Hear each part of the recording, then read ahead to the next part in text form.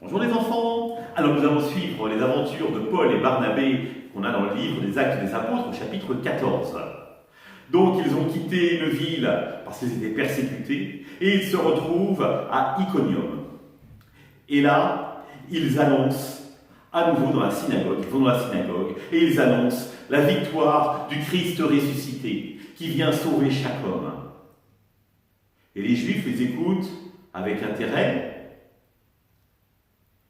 Et puis, la semaine d'après, ils reviennent, certains émettent des doutes, et la communauté juive se divise.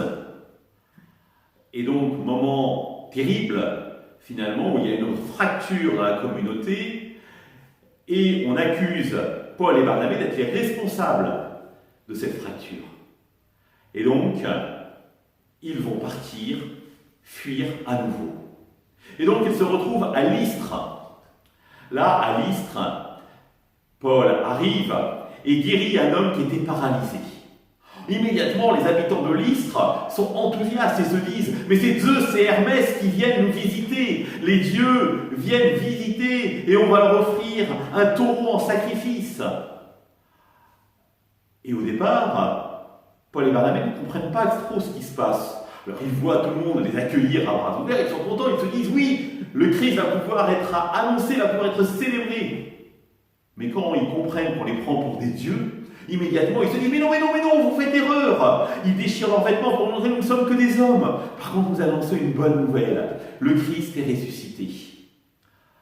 Alors les gens les écoutent, mais des personnes, des Juifs d'Iconium arrivent. Et donc, prennent la foule à partie et leur disent « Ces gens-là sont des imposteurs, vous ne devez pas les suivre !» Et ils écoutent les gens d'Iconium. Et donc ils traînent Paul en dehors de la ville et le lapident, lui jettent des pierres et le laissent pour mort. La communauté chrétienne qui était constituée vient entourer Paul en se disant « Il est mort », mais non. Pierre, mu par l'Esprit Saint, se lève mais constate qu'il ne peut pas rester non plus à Lystre. Il encourage ceux qui se sont convertis, les affermit dans la foi et part à Antioche. Il retourne dans cette ville d'Antioche. Pour aller à Antioche, il passe dans de nombreuses villes où il encourage les communautés chrétiennes et là, il laisse des anciens à la tête des communautés. Anciens, en grec, ça veut dire presbytéroi. C'est ce qui donnera les prêtres qui vont être à la tête des communautés pour célébrer le Christ et guider la communauté jusqu'au Christ.